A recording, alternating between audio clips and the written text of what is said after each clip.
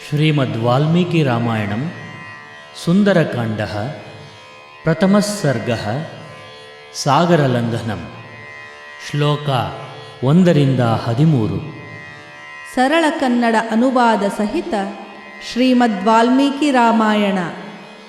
ಶ್ರೀ ಗುರುಭ್ಯೋ ನಮಃ. ಹರಿಃ ಓಂ. ತತೋ ರಾವಣನೀತಾಯ ಸೀತಾಯ ಶತ್ರುಕರ್ಷಣಃ ಇಯೇಷ ಪದಮನ್ವೇಷ್ಟುಂ ಚಾರಣಾಚರಿತೆ ಪಥಿ.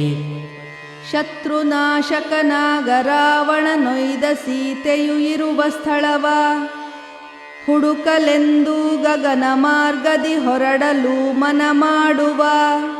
ದುಷ್ಕರನ್ ನಿಷ್ಪ್ರತಿದ್ವಂದ್ವಂ ಚಿಕೀರ್ಷನ್ ಕರ್ಮವಾನರಃ ಸಮುದಗ್ರಶಿರೋ ಗ್ರೀವೋ ಗವಾಂ ಪತಿರಿವ ಬಭೌ.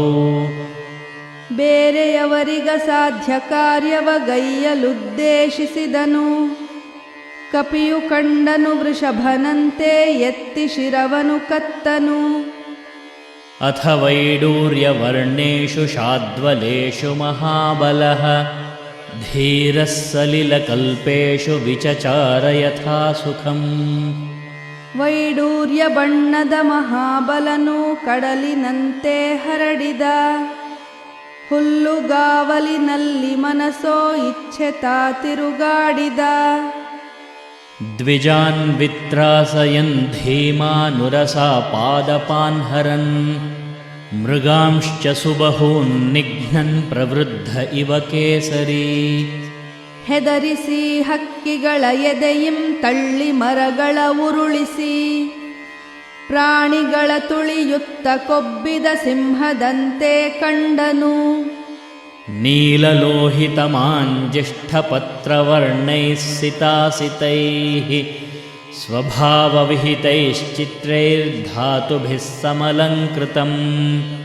ನೀಲಿ ಕೆಂಪು ಹಳದಿ ಹಸಿರು ಕಪ್ಪು ಬಿಳುಪಿನ ಬಣ್ಣದಿ ಸಹಜ ಸುಂದರವಾದ ಧಾತುಗಳಿಂದಲಂಕೃತ ಬೆಟ್ಟದಿ.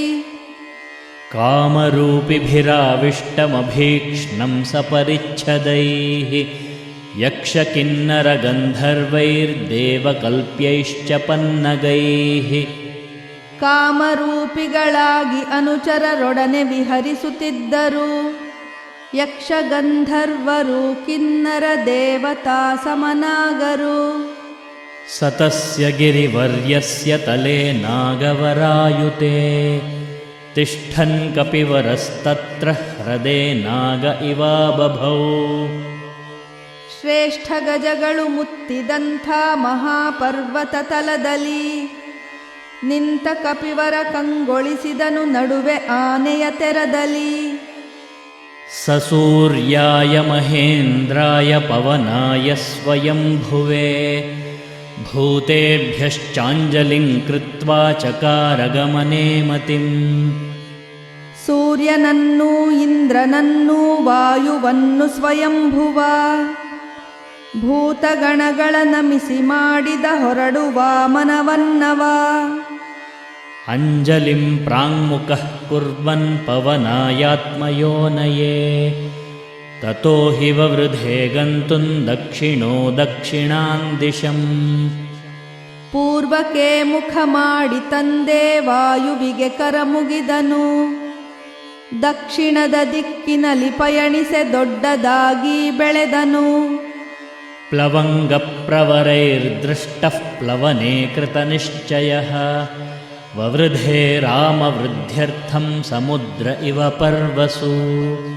ಕಪಿಗಳೆಲ್ಲರೂ ನೋಡುತ್ತಿರಲು ಲಂಘಿಸಲು ನಿಶ್ಚಯಿಸಿದ, ರಾಮವೃದ್ಧಿಗೆ ಪರ್ವಕಾಲದ ಕಡಲಿನಂತೆ ಉಬ್ಬಿದ. ನಿಷ್ಪ್ರಮಾಣ ಶರೀರಃ ಸನ್ ಲಿಲಂಘ ಇಶುರರ್ಣವಂ ಬಾಹುಭ್ಯಾಂ ಪೀಡಯಾಮಾಸ ಚರಣಾಭ್ಯಾಂಚ ಪರ್ವತಂ. ಸಾಗರವನು ದಾಟಲದ್ಭುತ ರೂಪವನ್ನು ತಳೆದನು, ಭುಜಗಳಿಂದ ಒತ್ತಿ ಬೆಟ್ಟವ ಕಾಲ್ಗಳಿಂದ ಒದ್ದನು.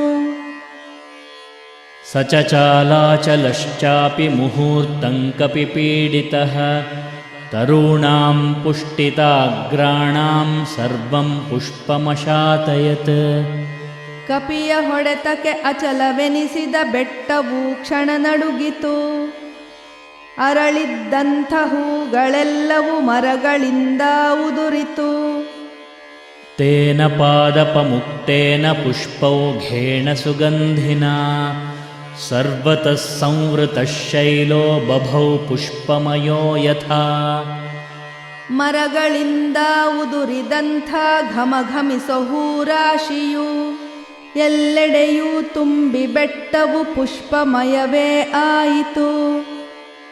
ಈಗ ಕನ್ನಡದಲ್ಲಿ ಅನುವಾದಿತ ಶ್ಲೋಕಗಳನ್ನೆಲ್ಲ ಒಟ್ಟಾಗಿ ಕೇಳೋಣ.